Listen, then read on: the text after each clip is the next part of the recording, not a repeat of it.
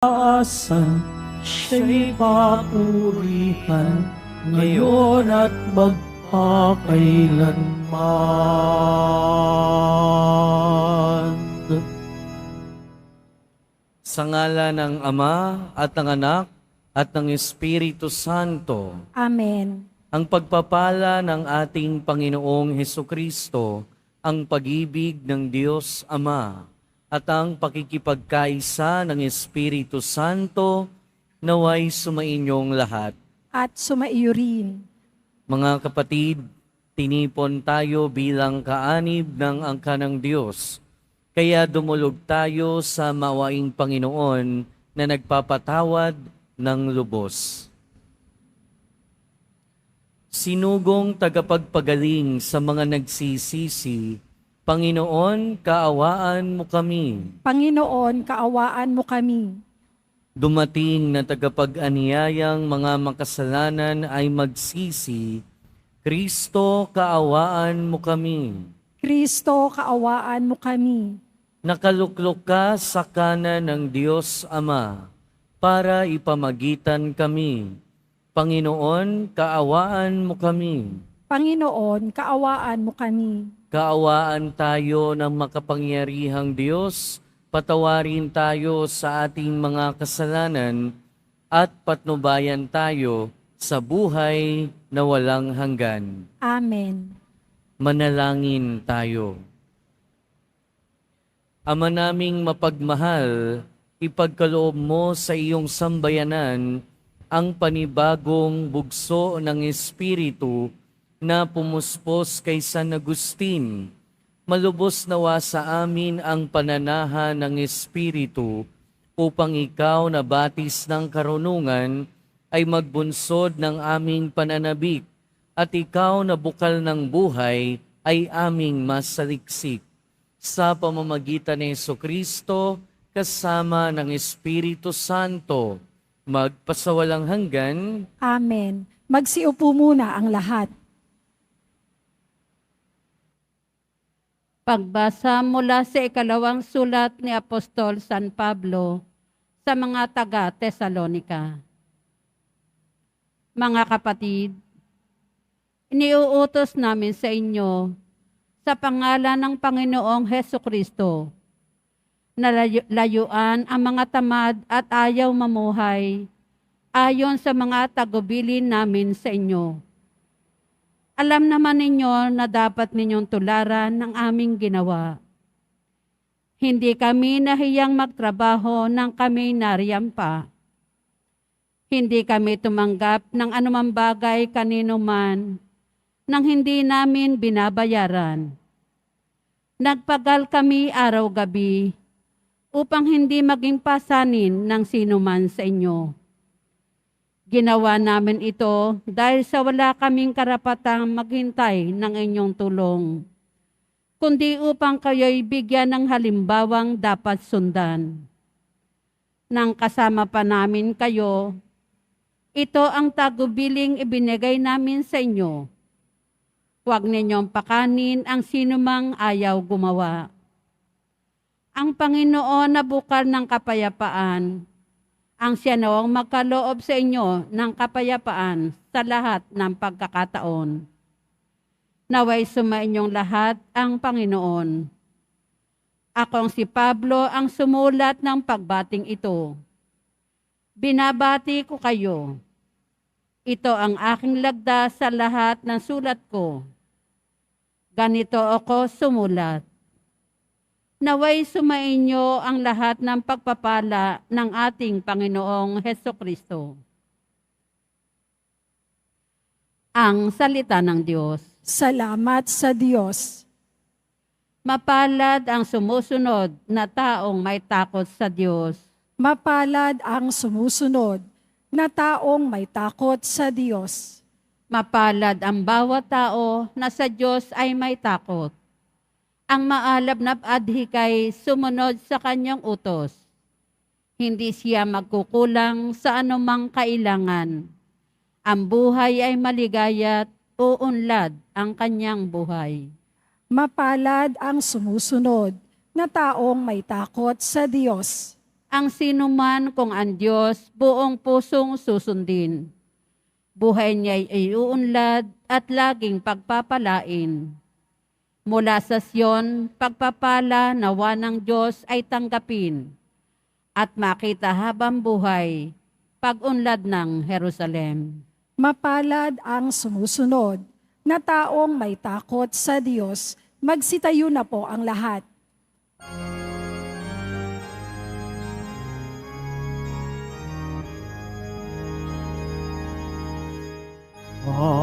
Hallelujah,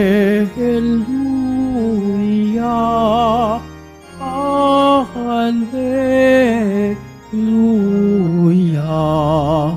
Hallelujah, Hallelujah.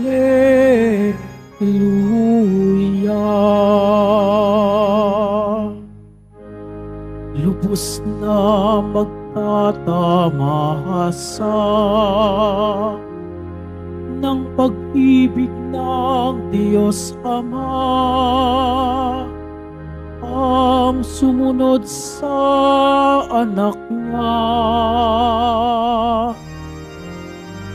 Hallelujah, Hallelujah,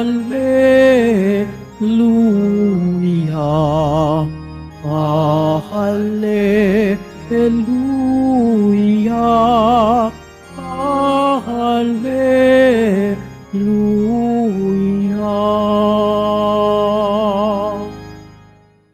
Sumainyo ang Panginoon. At sumaiyo rin. Ang pagpapahayag ng mabuting balita ng Panginoon ayon kay San Mateo.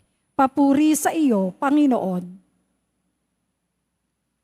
Noong panahon iyon, sinabi ni Jesus sa aban ninyo, mga eskriba at mga pariseyo, mga mapagpaimbabaw. Ang katulad ninyo'y mga libingang pinaputi, magaganda sa labas, ngunit sa loob ay puno ng kabulukan at buto ng mga patay. Ganyang-ganyang kayo. Sa paningin ng tao'y mabubuti kayo, ngunit ang totoo, punong-puno kayo ng pagpapaimbabaw at kasamaan. Sa aba ninyo mga eskriba at mga pariseyo, mga mapagpaimbabaw, pinagtatayo ninyo ng mga libingan ng mga propeta at ginagayakan ang mga puntod ng mga taong namuhay ng matuwid. Ang sinasabi ninyo'y, kung kami sana'y nabuhay sa kapanahunan ng aming mga ninuno, hindi namin ipapapatay ang mga propeta. Sa sinasabi ninyong yan, inaamin ninyong kayo'y mga anak ng mga nagpapatay sa mga propeta. Sige, tapusin ninyo ang pinasimulan ng inyong mga ninuno. Mga kapatid, ang mabuting balita ng ating kaligtasan. Pinupuri ka namin, Panginoong Heso Kristo. Magsiupo muna ang lahat.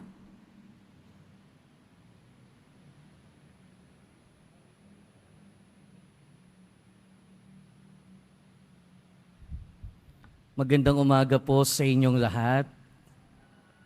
At welcome po sa Minor Basilica and National Shrine of Jesus Nazareno. Ngayon po mga kapatid ay ginugunita natin si San Agustin. Kahapon, ang ginunita natin ay ang kanyang ina na si Santa Monica. Ngayon naman si San Agustin, isang obispo. At si San Agustin, marami sa kanyang turo ay ginagamit din na turo ng simbahan. Napakalaki ng impluensya sa buhay ng simbahan ang mga pag-aaral o ang mga katuruan ni San Agustin. Si San Agustin ay galing ng Tagaste sa Africa. Doon siya lumaki, doon siya naging tao, pero ang kanyang ina na si Santa Monica ay Kristiyano, pero ang kanyang ama ay Manichaean, hindi siya Kristiyano. Pero mas naimpluwensyahan si San Agustin ng paniniwala ng kanyang ama. Kaya nga sa mahabang panahon, talagang ipinagdasal ni Santa Monica si San Agustin. Pero hindi lang dahil sa pinili niya na paniwalaan, pero dahil sa pamumuhay ni San Agustin. na lahat na yata ng klase ng kasalanan ay ginawa. In fact, nagkaroon siya ng mistress sa mahabang panahon. Pero si San Agustin ay napakatalino, kaya nga siya ay naging professor, nag-aral siya, pumunta ng Roma para magturo, and then later on, pumunta ng Milan. Pero sa kabila nito, tuloy-tuloy pa rin yung kanyang paggawa ng iba't ibang klase ng kasalanan. At hindi rin naglaon, nakilala niya sa Milan si Saint Ambrose. And that time, siya yung obispo ng Milan. Pero doon, natuto siyang makinig tungkol sa pananampalataya. At sa kanyang pakikinig, natutuhan niya, unti-unti siyang na-convert, unti-unti siyang nagkaroon ng pananampalataya sa katotohanan na tinuturo ng simbahang Katolika. Pero sa kanyang paglalakbay sa pananampalataya, hindi naman siya agad nagbago.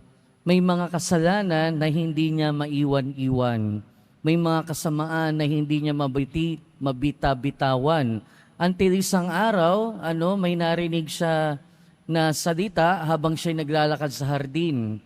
Na ang sinasabi sa Tagalog ay magbuklat ka at magbasa. At yung nabuklat niya ay yung sulat ni San Pablo sa mga taga-Roma na sinasabi doon, kay Kristo, hindi sa tawag ng laman. Not exactly yun yung nakalagay sa sulat ni San Pablo, pero ganon yung sinasabi. Mga kapatid, isang bagay na matututuhan natin sa buhay ni San Pablo o ni San Agustin, ay posible ang pagbabago. Hindi sumuko si Santa Monica sa pagdarasal para kay San Agustin. Pero si San Agustin din, sa kanyang sarili, hindi rin naman siya tumigil. No? Na later on, naging obispo pa nga siya. At later on, yung mga sinasampalatayanan at pinaniniwalaan niya dati, yung mga Manichaean, ay yung ngayon, ang Katoliko, ang pananampalatayang Kristiyano na yung kanyang pinagtatanggol later on. At siya nga ay naging obispo pa. At pinapakita sa atin ng buhay ni San Agustin na kahit na anong sama ng isang tao, na kahit ano pang kasalanan ng isang tao, hindi mawawala yung pag-asa sa kanya. Hindi mawawala yung pag-asa na magkaroon ng pagbabago. At yun yung pinakita sa atin ni San Agustin. Kaya nga yung isa sa pinakatanyag na linya na nakasulat sa kanyang aklat na The Confessions of St. Augustine, sinabi niya doon, "My heart is restless until it rests in you." Nang tinutukoy doon na hinahanap niya ang kapangahingahan na hindi niya makita-kita until nakita niya, ang tinutukoy niya doon ay ang Diyos. Ibig sabihin, nandun naramdaman niya sa Diyos ang tunay na kapahingahan at tunay na pagbabago. At yung pagbabago na ito ay mula sa kalooban. Nagbago siya hindi lang ng sinasampalatayanan, nagbago siya hindi lang ng pinaniniwalaan, pero ang pagbabago na ito ay holistic. Ang pagbabago niya ay mula sa kalooban, yung kanyang pagkatao, yung kanyang paniniwala, yung kabuuan niya ang nagbago. Conversion. At yung pagbabagong loob na ito ay yung inaasahan din sa atin ng Panginoon na buo, nagmumula sa kalooban. Hindi katulad ng mga Pariseyo at Eskriba sa ating Ebanghelyo. Narinig natin nung isang araw yung tatlo na mga aba. Kahapon naman narinig natin yung dalawa. At ngayon yung pagpapatuloy, yung dalawa pa uling mga aba. Na sinabi ng ating Panginoon sa mga Eskriba at Pariseyo ngayon, narinig natin sa aba ninyo, mga Eskriba at mga Pariseyo. Sinabi niya dito, para kayong mga, ang katulad ninyo yung mga libingang pinaputi, magaganda sa labas, ngunit sa loob ay punong-puno ng kabulukan at buto ng mga patay. Noong mga panahon na yun, mga kapatid, puti talaga yung mga libingan para hindi maapakan.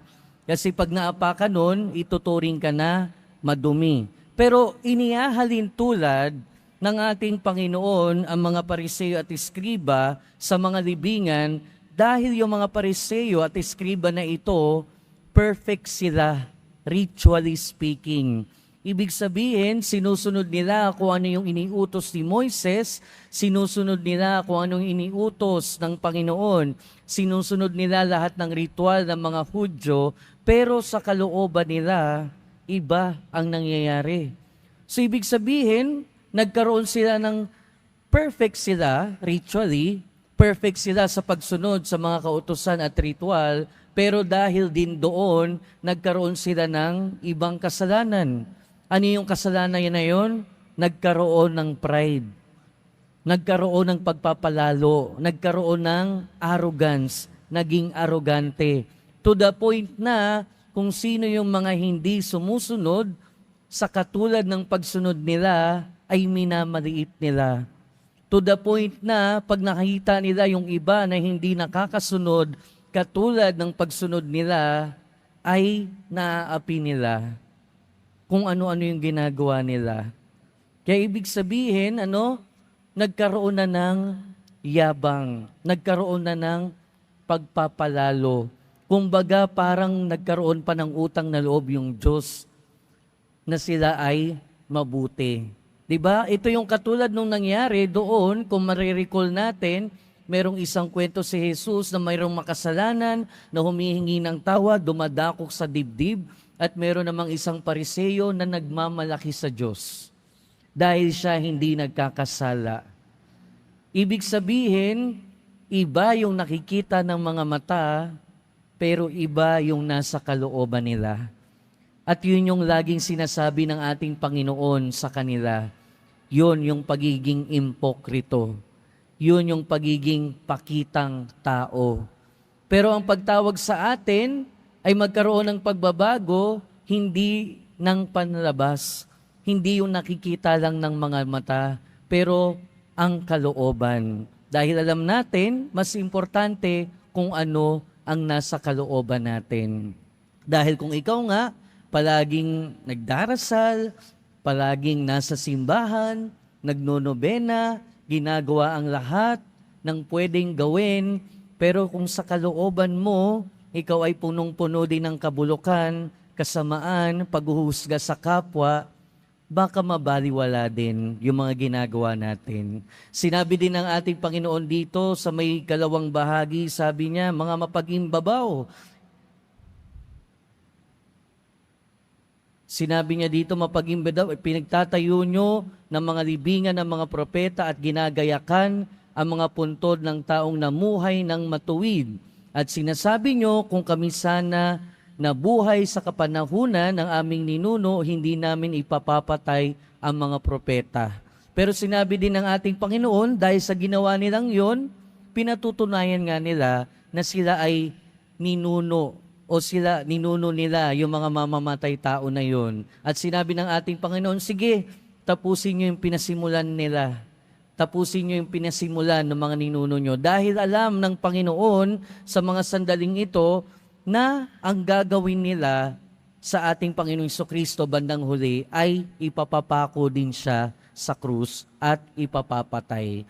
Mga kapatid, minsan may mga pagkakataon na iba yung pinapakita natin sa kung ano ang nasa kalooban natin. Pero pinaaalalahanan tayo ng kwento ni San Agustin na unang-una, kahit anong kasalanan natin, kahit anong bigat ng kasamaan natin, posible ang pagbabago. Posible ang pagbabago as long as bukas ang ating puso at isip sa salita ng Diyos. Pero pinaalalahanan din tayo na ang pagbabago na ito ay hindi lang sana panlabas, kundi mas importante, panloob. Dahil sa mata ng Diyos, hindi natin maloloko ang Diyos. Sa mata ng Diyos, nakikita niya ang lahat, panlabas o panloob. At nawa, ang ating panloob, yung mga nararamdaman natin at pananampalataya natin, ay mag-reflect, sumalamin sa kung ano ang nasa labas, sa kung ano ang kinikilos natin. Amen. Magsitayo na po ang lahat.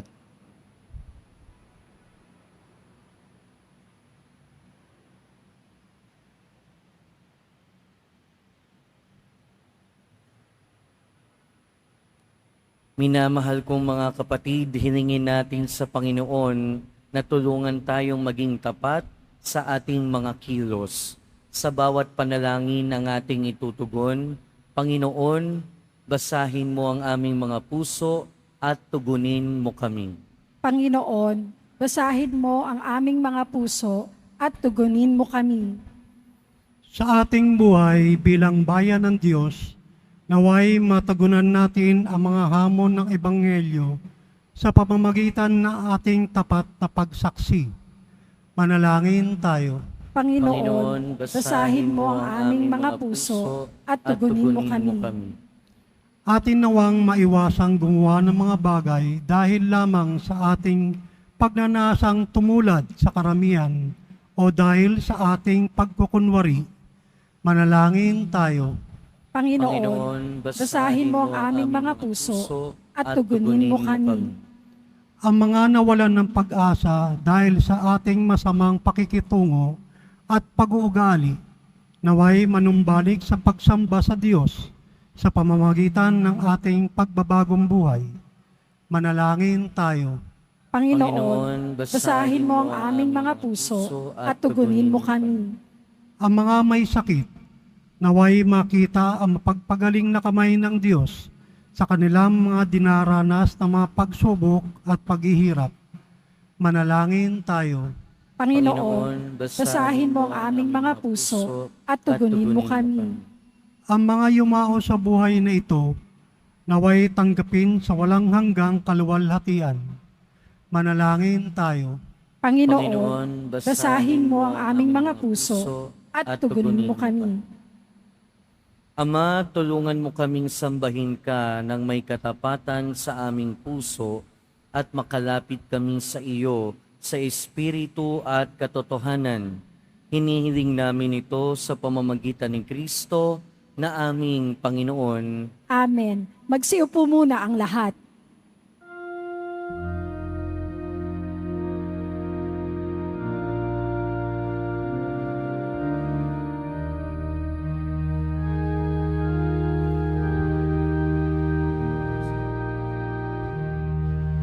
Aming alay sa'yo, Panginoon.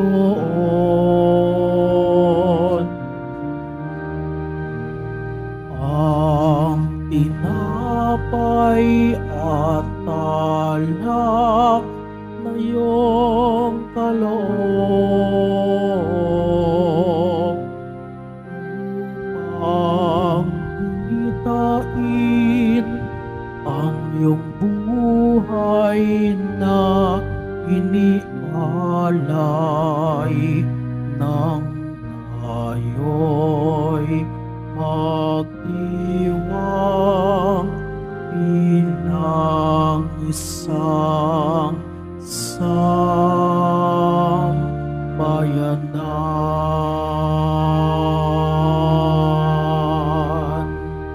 Magsitayo na po ang lahat. Manalangin kayo mga kapatid upang ang paghahain natin ay kalugdan ng Diyos amang makapangyarihan. Tanggapin nawa ng Panginoon itong paghahain sa iyong mga kamay, sa kapurihan niya at karangalan, sa ating kapakinabangan at sa buong sambayanan niyang banal. Ama naming lumikha, sa pagdiriwang namin sa pagtubos ng iyong anak sa amin, maihain nawa ngayong ginugunita si San Agustin ang pakikinabang sa matapat na pagsasama sa panandang ito ng pag-ibig at pagkakaisa sa pamamagitan ni Jesucristo kasama ng Espiritu Santo magpasawalang hanggan. Amen. Sumainyo ang Panginoon. At sumaiyo rin. Itaas sa Diyos ang inyong puso at diwa. itinaas na namin sa Panginoon. Pasalamatan natin ang Panginoong ating Diyos. Marapat na siya ay pasalamatan. Ama naming makapangyarihan, tunay ngang marapat na ikaw ay aming pasalamatan sa pamamagitan ni Jesucristo na aming Panginoon. Ngayong si San Agustin ay pinararangalan sa pamumuhay niyang totoong uliran at pagiging maaasahan sa panunungkulan. Kaya't si Jesucristo na maaasahan sa katapatan ay inihayag sa pangangasiwa sa sambayanan. Ang malasakit na mga ulirang tagapangasiwa noon ay nagpapatuloy magpahanggang ngayon sa mga panalangin kanilang iniuukol kaysa ng sambayanan mong dito'y nagtitipon. Kaya kaysa ng mga anghel na nagsisiawit ng papuri sa iyo nang walang humpay sa kalangitan, kami nagbubunyi sa iyong kadakilaan. Santo, Santo, Santo, Panginoong Diyos ng mga hukbo, napupuno ang langit at lupa ng kadakilaan mo, o sana sa kaitaasan. Pinagpala ang naparirito sa ngalan ng Panginoon, o sana sa kaitaasan. Magsiluhod po ang lahat. Ama naming banal, ikaw ang bukal ng tanang kabanalan. Kaya't sa pamamagitan ng iyong Espiritu, gawin mong banal ang kaloob na ito upang para sa amin maging katawan at dugo ng aming Panginoong Hesukristo. Bago niya pinagtiis ang kusang loob na maging handog, hinawakan niya ang tinapay, pinasalamatan kanya, pinaghati-hati niya iyon, iniabot sa kanyang mga alagad at sinabi, tanggapin ninyong lahat ito at kanin. Ito ang aking katawan na ihahandog para sa inyo.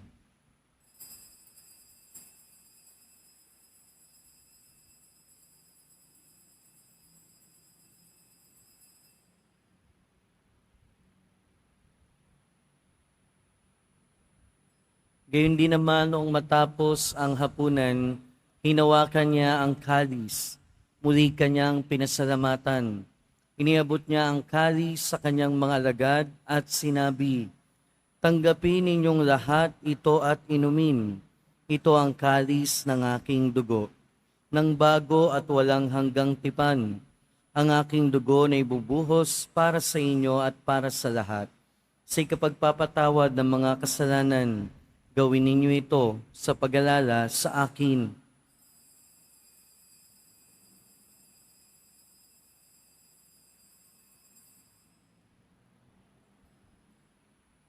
Magsitayo na po ang lahat. Ipagbunyi natin ang misteryo ng pananampalataya. Si Kristo'y namatay, si Kristo'y nabuhay, si Kristo'y babalik sa wakas ng panahon. Ama, ginagawa namin ngayon ang pag-alala sa pagkamatay at muling pagkabuhay ng iyong anak. Kaya tiniaalay namin sa iyo ang tinapay na nagbibigay buhay at ang kalis na nagkakaloob ng kaligtasan. Kami nagpapasalamat dahil kami iyong minarapat na tumayo sa harap mo para maglingkod sa iyo. Isinasamo namin kaming magsasalo-salo sa katawan at dugo ni Kristo ay mabuklod sa pagkakaisa sa pamamagitan ng Espiritu Santo. Ama, lingapin mong iyong simbahang laganap sa buong daigdig. Puspusin mo kami sa pag-ibig. Kaisa ni Francisco na aming Santo Papa at ni Jose na aming Obispo at ng Tanang Kaparian. Alalahanin mo rin ang mga kapatid naming nahimlay na may pag-asang sila'y muling mabubuhay. Gayon din ang lahat ng mga pumanaw. Kaawaan mo sila at patuloyin sa iyong kaliwanagan. Kaawaan mo at pagintapatin kaming lahat na makasalo sa iyong buhay na walang wakas, kaisa na mahal na Birheng Maria na Ina ng Diyos, ng kabiyak ng puso niyang si San Jose, kaisa ng mga apostol, ni San Juan Bautista at ng lahat ng mga banal na namuhay dito sa daigdig ng kalugod-lugod sa iyo. Maipagdiwang nawa namin na pagpupuri sa ikararangal mo sa pamagitan ng iyong anak na aming Panginoong Jesucristo.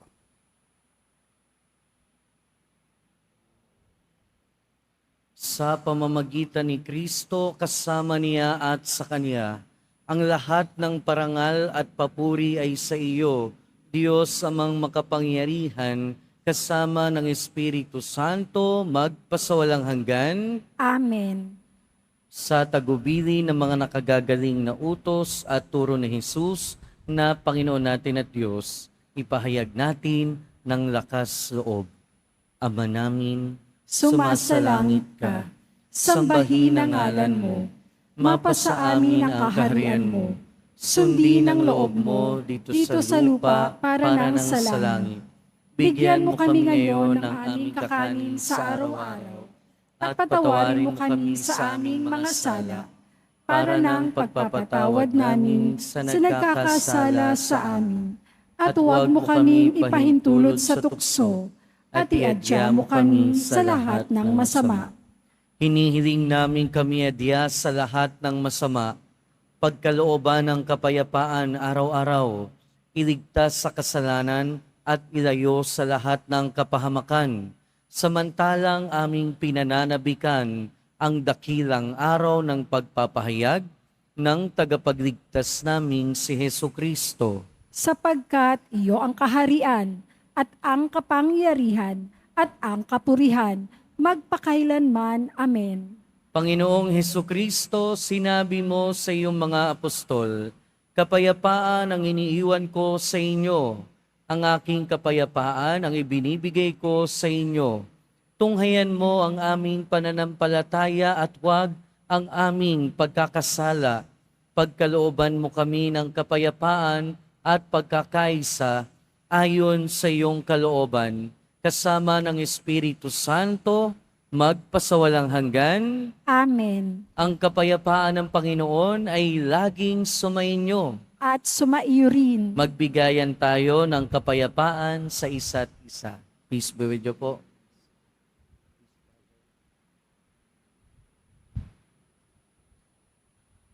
Kordero ng Diyos na nag-aalis ng mga kasalanan ng sanlibutan, maawa ka sa amin. Kordero ng Diyos na nag-aalis ng mga kasalanan ng sanlibutan, maawa ka sa amin. Kordero ng Diyos na nag-aalis ng mga kasalanan ng sanlibutan, ipagkaloob mo sa amin ang kapayapaan, magsiluhod po ang lahat. Ito ang kordero ng Diyos. Ito ang nag-aalis ng kasalanan ng sanlibutan. Mapalad ang mga inaanyayahan sa kanyang piging.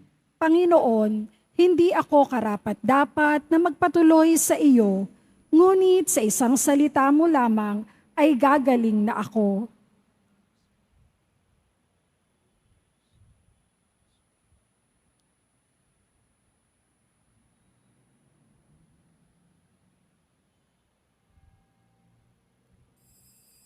Para sa lahat ng tatanggap ng banal na komunyon, sasagot po tayo ng amen.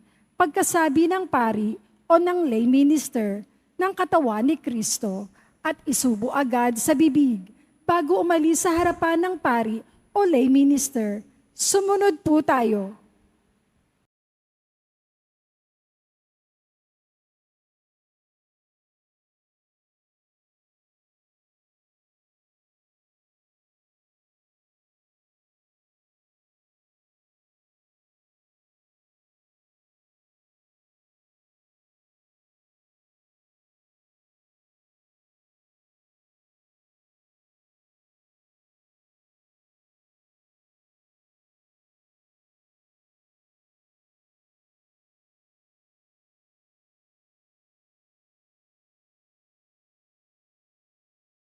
Magsitayo na po ang lahat.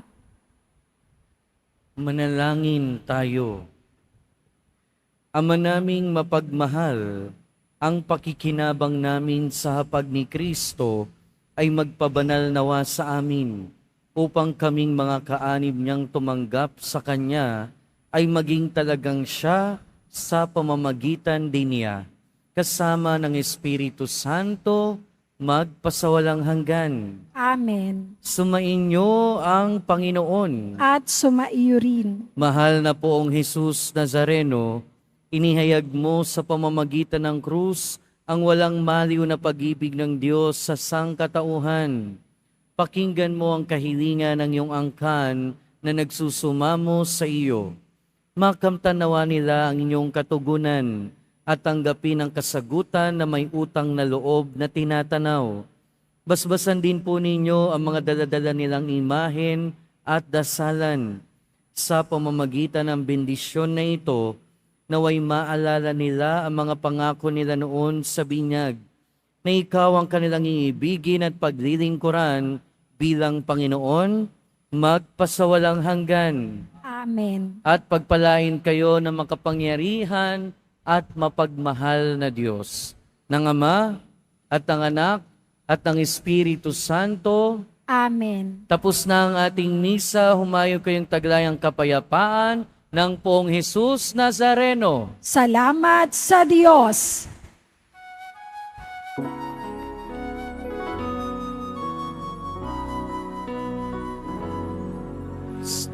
Padre Jesus Nazareno, sinasamba ka namin.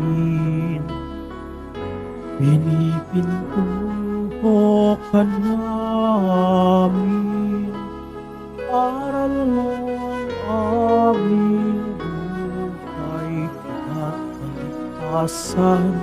Nuestro Padre Jesus Nazareno, iligtas mo kami sa kasalanan.